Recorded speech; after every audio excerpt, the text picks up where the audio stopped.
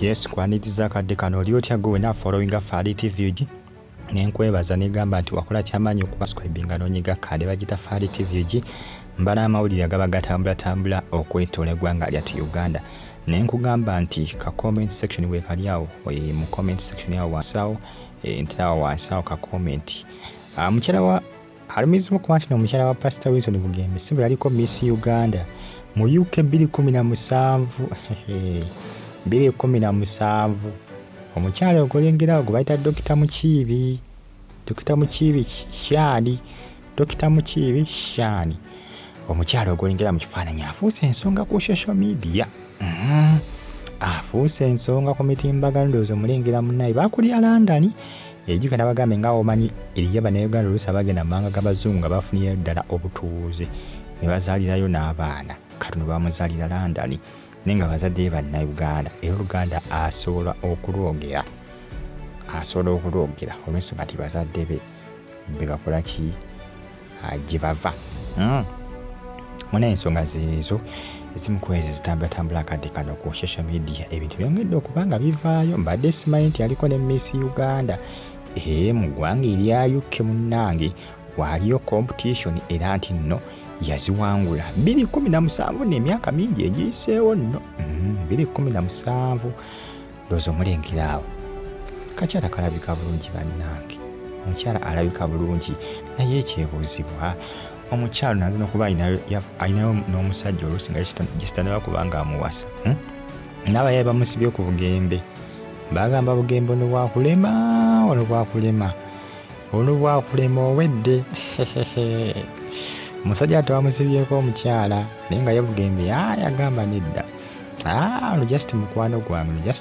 gwange nejjukira nabagambye nti negundi bw'atyo yali Eddie Kenzo ku Nyamutoolo naye Abannayuganda bamukaka ne bamusindikira yayogera amazima kumbe essibo baali baagalana n'okwagalana fene mabbali nga tumanyi just byaki just bya holokoso nga tumanyi tewakigenda mu maaso wakati waabwe era Abannayuganda bangi bava nga bagamba Eddie Kenzo wasa Nyamutoolo mwesaana Lwema mwesonyiwe lekera okumulinda kumbe Eddie Kenzo yava dda ku Lwema dda yafuna ddani Nyamutoolo ne bazaala n'omwana katojja kwekanga nga ne Bugembe ono omukyala baafuuka dda bafumbo nga balina n'omwana naye kisoboka sigambye nti kiyinza okuba bwe kiri just ntebeeza butebeeza nsinzidde ku ekyo ekya Eddie Kenzo bukyali ne Nyamutoolo naye nga munaye ensonga zeezo information ye ekyavaayo ku mitimbagano egya social media naye nga nzigenze Bugembe ndabe binaabeeranga ebya Eddie Kenzo oba nedda kubanga ebya Bugembe byo bizeebeeranga bwe bityo yategeka ekivu n'abagamba mujje mulina muyiwe embungi nga balaga omukyala talina mukyala gwe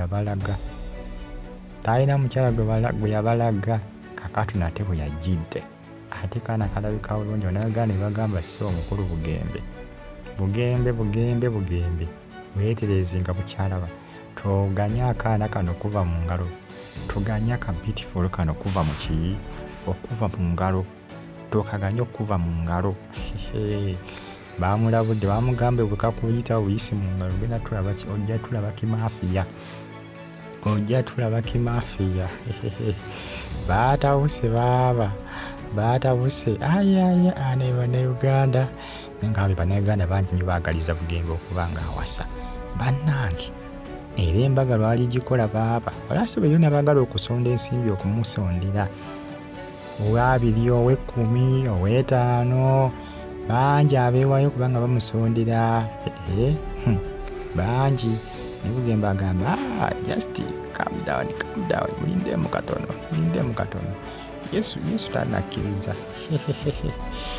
tanakkiriza mugumikirizeemu katono mulindemu katono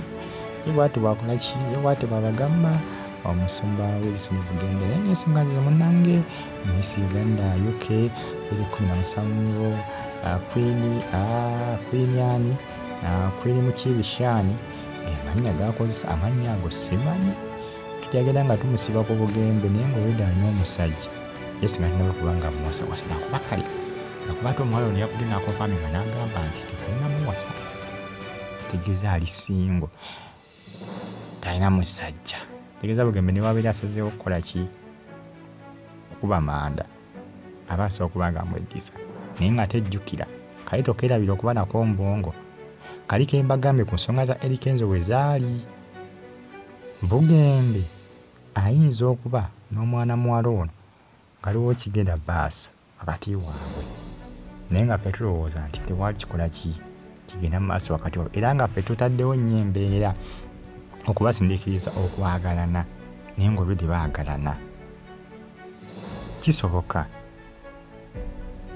kisobokera ddala kisobokera ddala amanyi bagamba abakyala bangi nnyo abagenda ku kyaki ya Musumba Bugembe wali kuki kwa Ship House mbu nga bagenze kwetega Musumba mbu era lwali wasa mbu enamba y'abakazi ejja kwetoolako baneyo basajja ayaye basala omugambo mbu abakyala abasinga bagenze kwetega era ndi abasinga bawulira ndowooza ennooma buli balaba kano akawala nga kakoze eki kakaze ku kyaki yawa Ship House jjukira omukyalo ono oba omuwala ono oba mukyalo oba muwala akyalimu mu Uganda tannaddayo e UK akyalimu mu Uganda yajja bagwali mwezi gwa kubiri ni mu March kati yajja mwezi gwa kubiri ndowooza mu midi Feb yajja mu midi Feb ni mu Uganda akyalimu kati nno ojja kumbuulirira era iwanaabeerawo ekigenda mu maaso wakati wayo Bugembe ajja kumala kkiriza ajja kwogera amazima asaagaze mbabuulira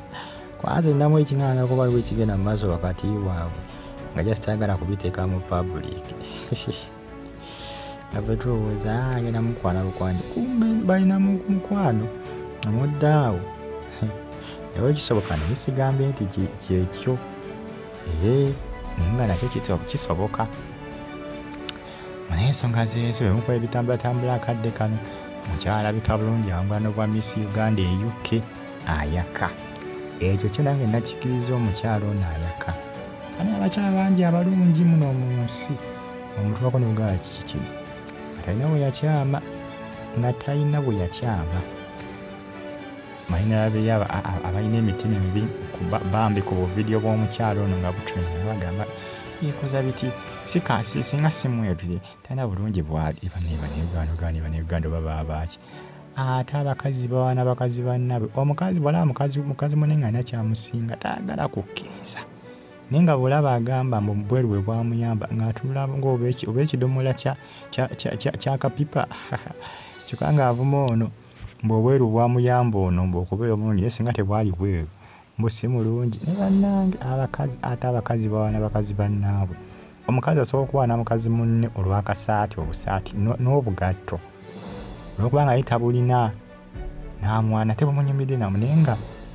just tabulina bubeezi ng'awulira obujja mweraba